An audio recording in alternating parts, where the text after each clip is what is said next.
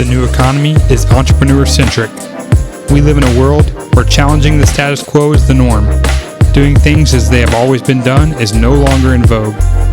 My name is Jordan Bunch. As a filmmaker, lifelong learner, and fellow entrepreneur, I'm always on the hunt to learn from the pioneers at the front lines of innovation. The people I meet are blazing new trails and shifting paradigms on their lifelong adventure of building and growing their businesses. Join me as we explore the journey of today's Mavericks. Jason Crabtree started in a lucrative career as a financial planner. He soon realized he would never be satisfied working for someone else. He left his posh job in downtown Dallas, Texas to move to Austin, not knowing what his future held. He would later become a luxury home builder, serial entrepreneur, and the founder of the largest networking group in Austin, The Buzz. Jason's passion for connecting with entrepreneurs skyrocketed him to elite status with Team National, which he used as the back end to build his business networking platform. Love the place, dude. Hey, thanks. Yeah. So how long y'all been here? So we moved in about July 2015. So Okay. a couple years. Nice. Built it on Lake Travis for our model for people from Austin to come out, see all the cool stuff that we can do in a house. Well, you threw everything in, so it's definitely a good example of what all you can do. Yeah, absolutely. A little bit of everything. It's got a rustic vibe, but still a little modern. So it's a cool place. Nice. Let me show you around. Yeah, absolutely. One of the cool things that, if y'all have been to the W in Austin, there's a secret bar there. And I was sitting there as we were in the mid-construction. I was like, man, I love this secret bar. And I went up, they have this, that's actually rusted metal panels. So we rusted the panels ourselves. Nice. And then sprayed clear coat on it. But it took so long to do. Being a builder and an entrepreneur, the last thing I wanted to do is pick up a screwdriver and a hammer, but I didn't trust anybody with the panels. So on a Saturday, myself and my attorney came out here and we put the panels up, which we thought it would take us one day, and it took more like 3. Wow. But it's one of the cool things, the features of the house. Every time I look at it when we walk by, we're like, we did that together. Yeah. But everything's unique, and that's the way as an entrepreneur you're always living. So there's a curved steel beam out on the porch that there's only one of 2 curved steel I-beams in all of Austin in residential construction. But what you don't realize is how difficult it is. So most people come and they just say, oh, this looks cool. But the reality that we had to curve steel and then put that in first. So the very first thing that was built on this house was that giant steel beam. Wow. Before any of the wood structure or anything else. And so my neighbors were like, what are you doing building a highway structure to cross the lake? They couldn't figure out what it was. So it's one of the cool things, and I'll have to show you the bar, and then I know we need to take a car ride, so. Yeah, you want to absolutely, let's go check out the bar. Yeah.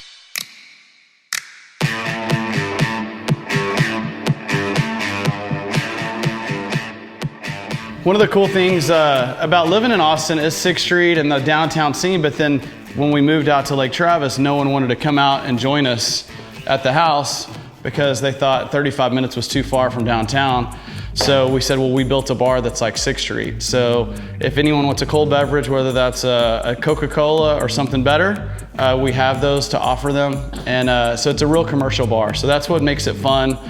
Entrepreneurs need a way to think and spend time. So this is a good gathering point for all of us and our friends to come. Lots of businesses have started on these cocktail napkins right here in this bar, which is fun. All right, you want to get some food? Yeah, let's go. All right, I'm thinking Canyon Grill. Perfect, it's really close. All right, let's do it. Okay.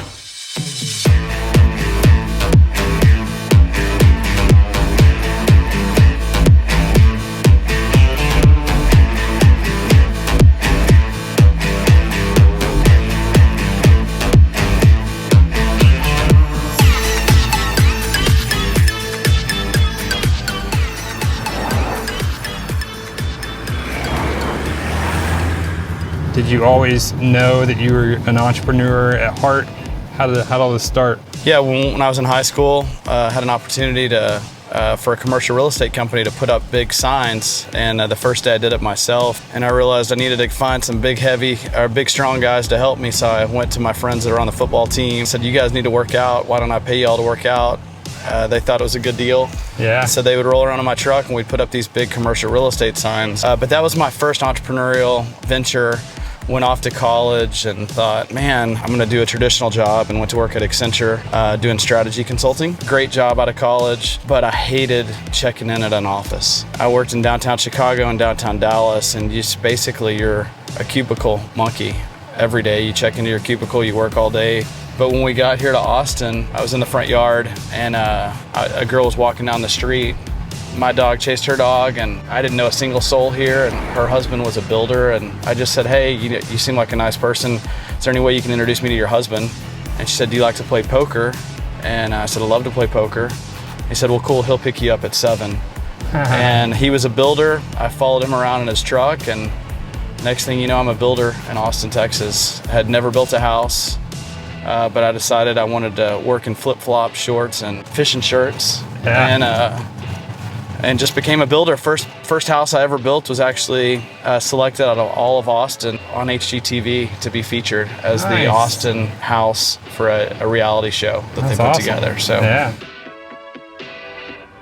Well, I mean, what was the response from your wife when you said, I'm gonna take a year off and I'm not sure what I'm gonna do yet? Yeah, what's funny is she was in love with Oprah Winfrey, but so she's watching this Oprah episode before I get home. And it was about people in their mid-20s, late 20s, they're out of college, their first job, and they have a quarter-life crisis. So you've heard of the midlife crisis. Yeah.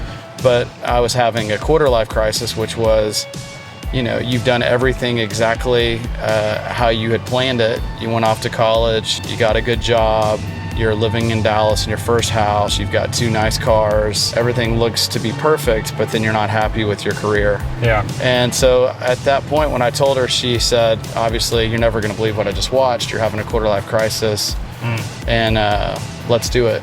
And we thought, well, let's just try to sell our house, and our house sold in 3 weeks, and the next thing you know, we were looking for houses in Austin, Texas, and really didn't know anybody here, didn't know where we were gonna live. Neither one of us had ever even really been to Austin, but a couple times. So it was a crazy experience. Now we own multiple companies and have multiple things that have evolved from that. But also that 2005 was the last time someone actually gave me a paycheck. Yeah. So from that point, I've always created my own money. And there's something really to be said about creating your own spot and knowing that you're making it yourself. Absolutely. I totally love the entrepreneurial journey. It can be stressful. Yeah. But so worth it. So your dad was a financial advisor. Was he like on his own? So did he sort of have that entrepreneurial gene too, or did you just pick that up? Well, what's interesting is I was actually raised by my grandparents. My dad and mom had me very young, and he went off to the military, and what typically happens when people have a kid at 17 is they don't stay together. Right. And so he and I weren't close, so he thought by me coming to work with him and maybe coming into the financial planning world, our relationship would get tighter or stronger. It just wasn't the right career fit for me. Yeah. Obviously, nothing to be said negative about him. My grandparents are the ones who raised me, and they were definitely entrepreneurial. They owned a construction company, and she was a real estate agent. They just kind of taught me at an early age that really, if you put your mind to something, you can do it. Yep. First one in my family to go off to a university, which they were both very proud of. You got something behind your eyes, the way you're talking, it's a cheap disguise. We were made to chase the light, but you got saved on a moonless night. As a builder, you added the ice machines, and then you started doing the remodels. It sounds like there's more to the story than that, though. Keep going. What else? What was next? In 2008, the bubble bust. No one was building houses. Basically everything was going away.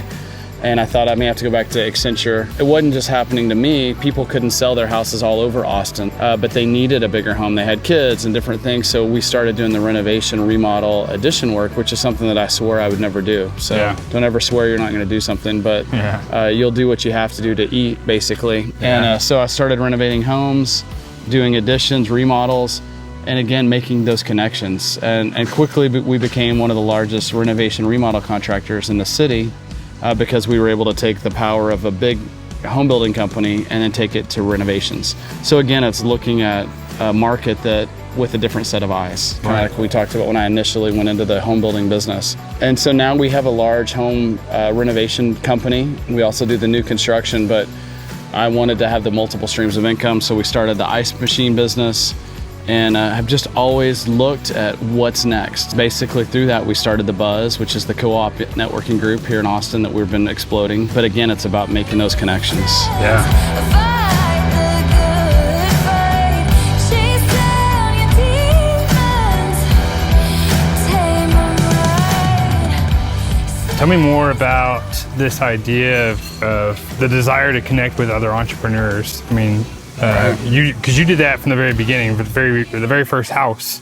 It was, hey, how can I connect with your husband? And playing poker with this guy led to you becoming a builder. Was it that experience that said, okay, this is what I need to do? I need to connect with other people. What was the impetus there? No, that's a great question. The amazing thing that a long time ago I read in a book, or I heard somewhere, that people with big networks have big net worths. And if you surround yourself with the right people, the 5 most influential people, or the 5 people you most closely surround yourself with, are who you're going to become. You're a sum of all those 5 people. And so by doing the networking and always being around other entrepreneurs, it just constantly makes you stronger. So iron sharpens iron, and we're just kind of together. I love being around new entrepreneurs. Like when you called me and said, hey, can we get together and have a talk and just visit? I don't know what'll come out of this. Maybe nothing, maybe great things. Yeah. But it's always being around other entrepreneurs that are doing things that your mind just starts rolling. So yeah, absolutely. I just started surrounding myself with those guys, and then now we've started this entrepreneur group, co-op, that people that own small businesses that are in sales, they want to promote themselves to other group of entrepreneurs. It's just been a natural fit.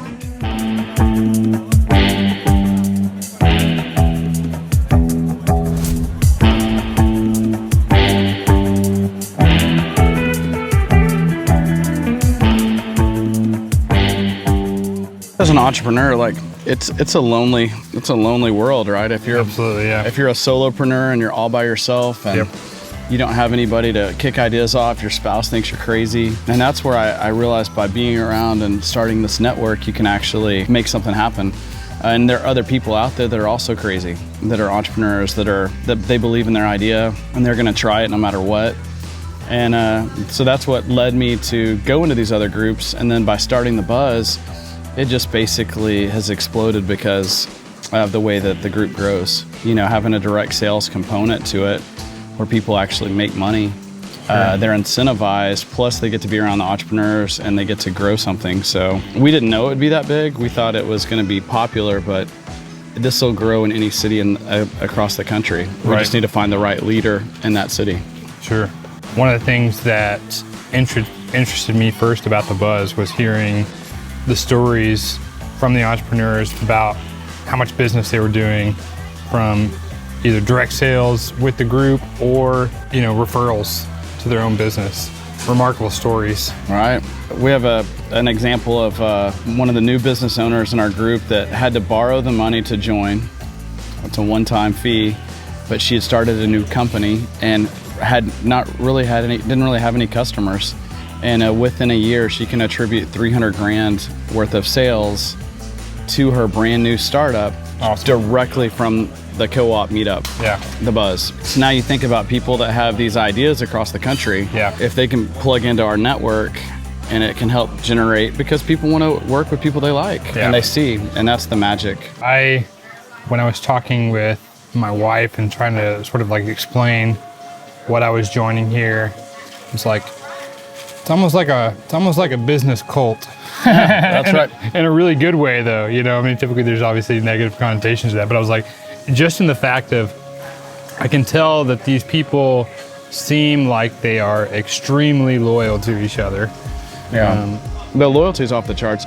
I'm always saying we're building a cult, sure, and and that's what we are. I mean, it has a cult build because people want to have that success story. They want the people that they hosted to have that success story.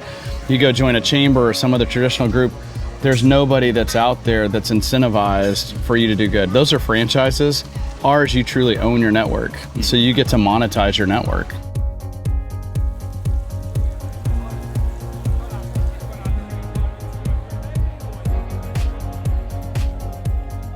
So I remember in the car you were telling me about when you're first getting started with this new home building thing. You had this friend, this guy who became a friend and mentor to you as you're getting things started. You're obviously now in this huge position of leadership with the Buzz. How did that affect how you lead the Buzz and the way that you think about mentorship?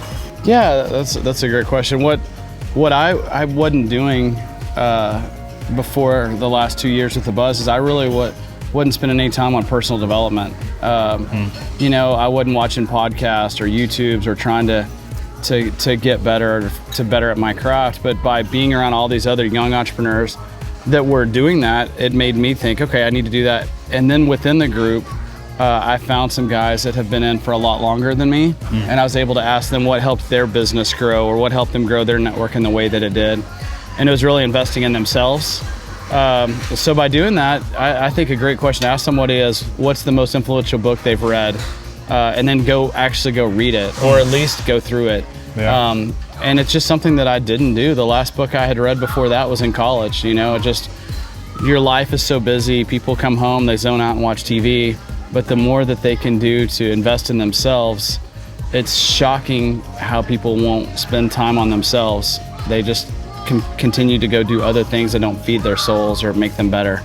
That's such a big thing. Is actually, if you have a dream, we've got to make a plan to get there. Yeah. Otherwise, it's just a dream. Yeah. But we need a plan of action to get us to that dream. Yeah. And everything starts with the first step.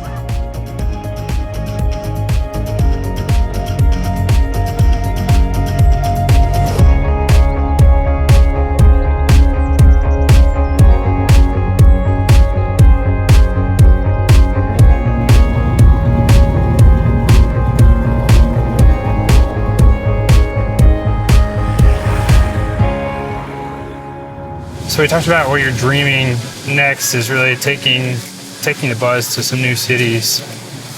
Yeah, I really think, honestly, like what we've done in Austin isn't special. We built a culture. I had, a year ago, I was able to meet with the CEO founder of Topgolf. One of the questions we asked was, what's made Topgolf so successful?